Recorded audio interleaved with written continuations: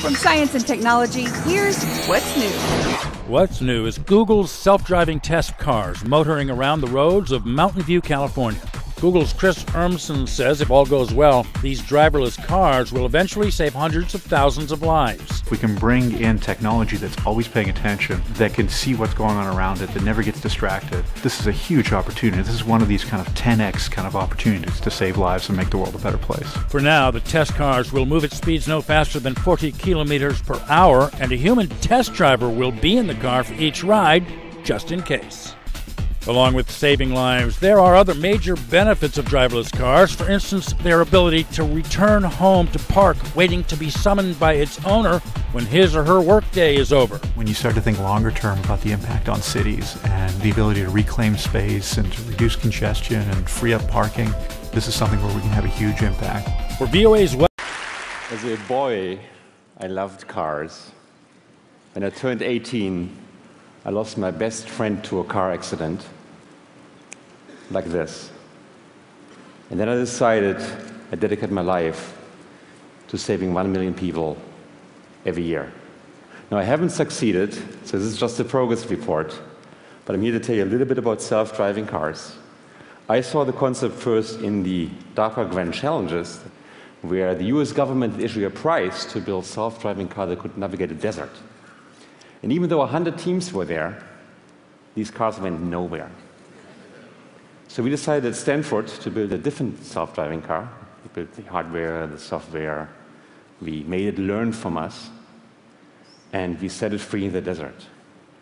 And the unimaginable happened. It became the first car to ever return from a DARPA Grand Challenge, winning Stanford $2 million. Yet I still hadn't saved a single life.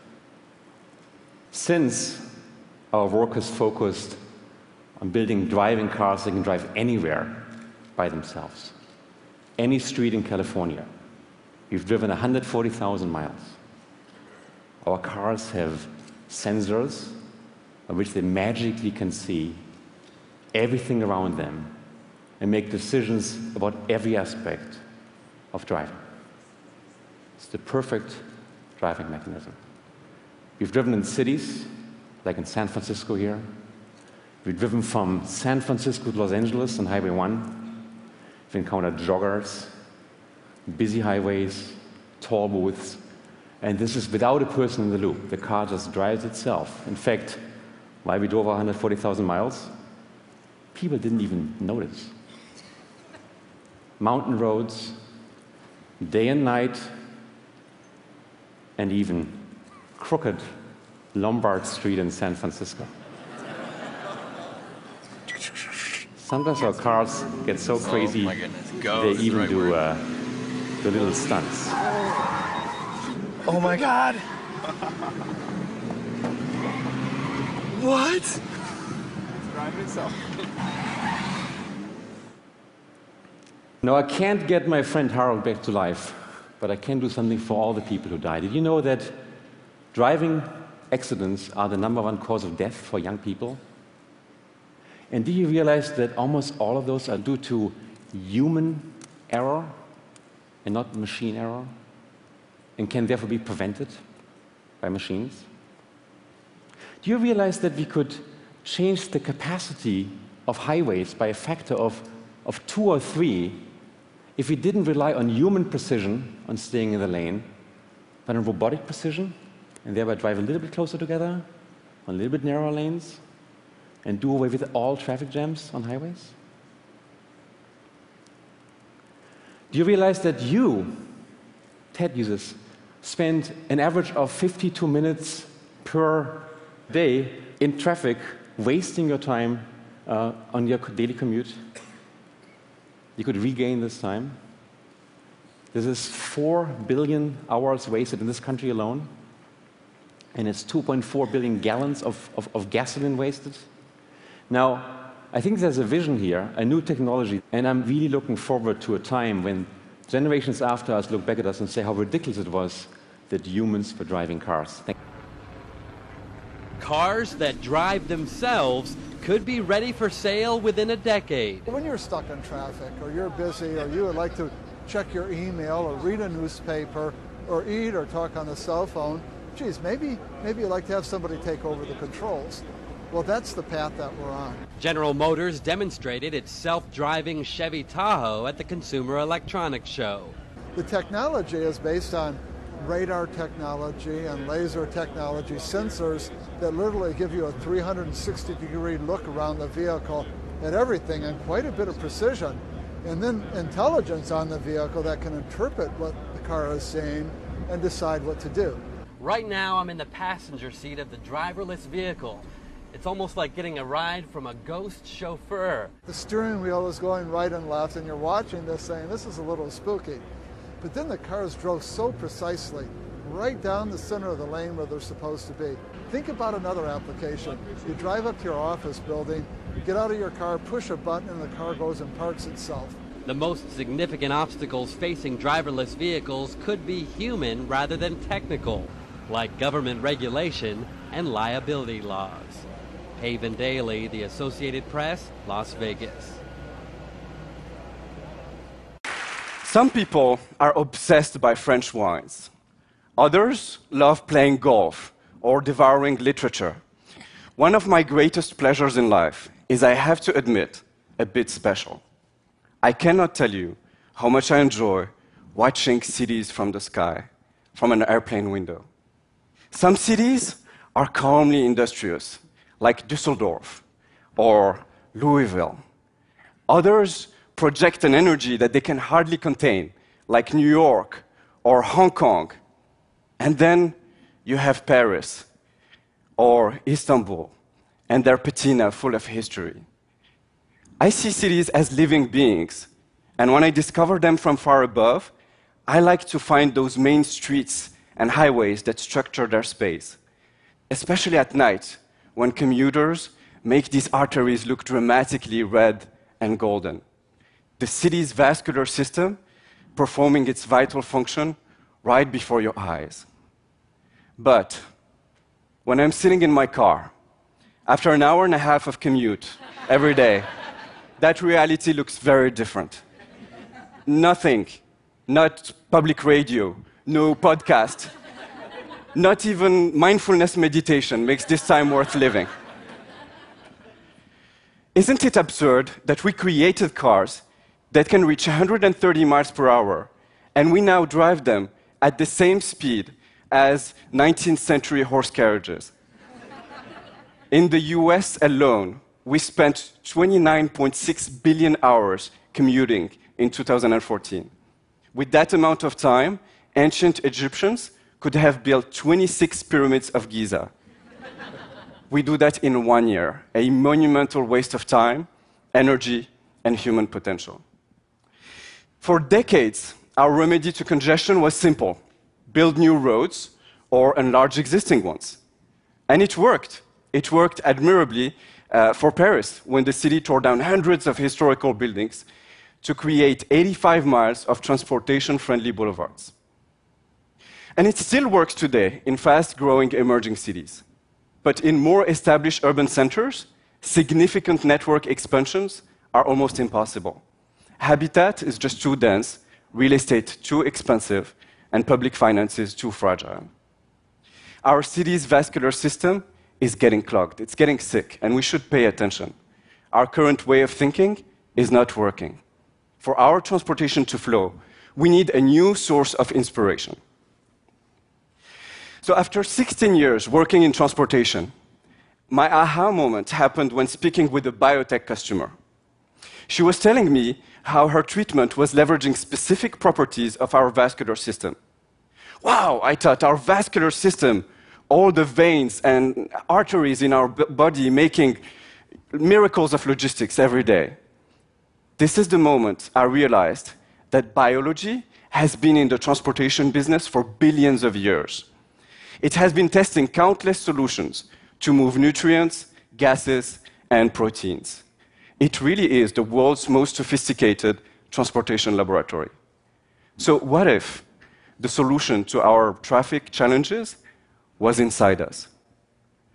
I wanted to know, why is it that blood flows in our veins most of our life when our big cities get clogged on a daily basis?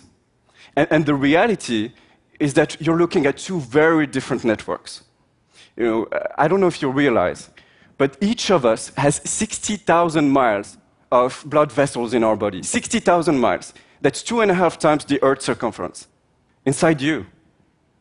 What it means is that blood vessels are everywhere inside us, not just under the surface of our skin. But if you look at our cities, yes, we have some underground subway systems, and some tunnels, and bridges, and also some helicopters in the sky. But the vast majority of our traffic is focused on the ground, on the surface. So in other words, while our vascular system uses the 3 dimensions inside us, our urban transportation is mostly 2-dimensional.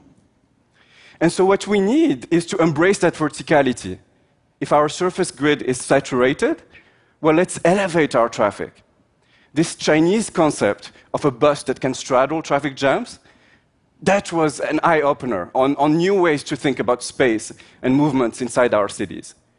And we can go higher and suspend our transportation, like we did with our electrical grid. Tel Aviv and Abu Dhabi are talking about testing these futuristic networks of suspended magnetic pods. And we can keep climbing and fly.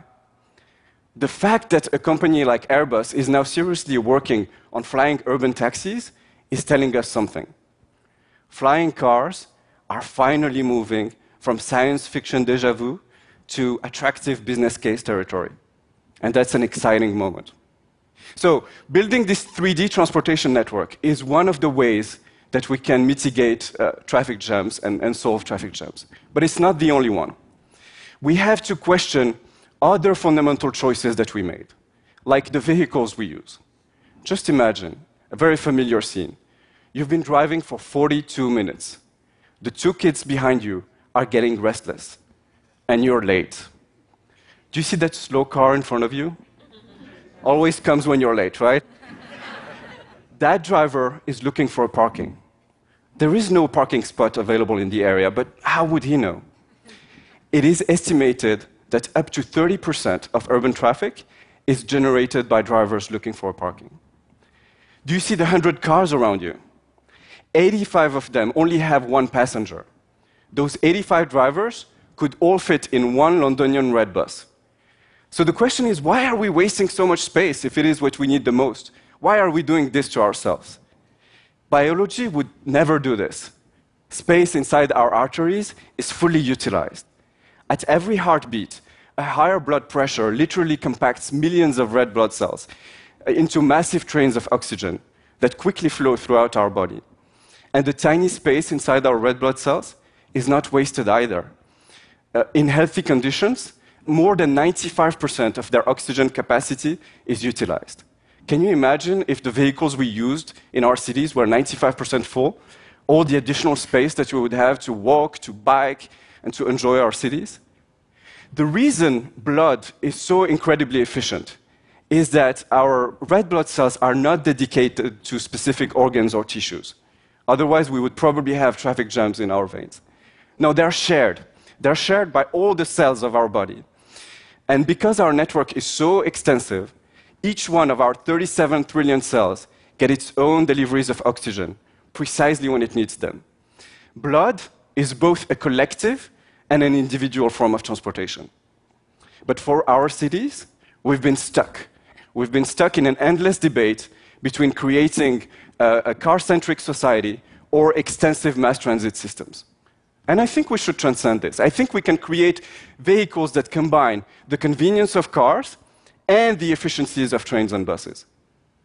Just imagine you're comfortably sitting in a fast and smooth urban train along with 1,200 passengers.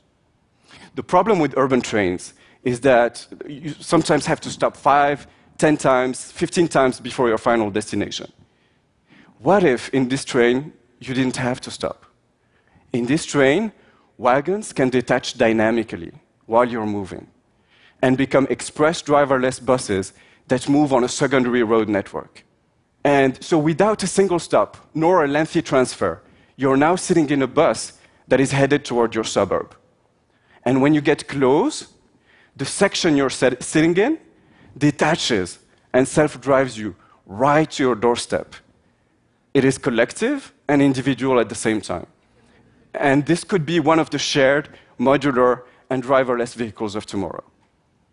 Now, as if walking in a city, buzzing with drones, flying taxis, modular buses, and suspended magnetic pods was not exotic enough, I think there is another force in action that will make urban traffic mesmerizing.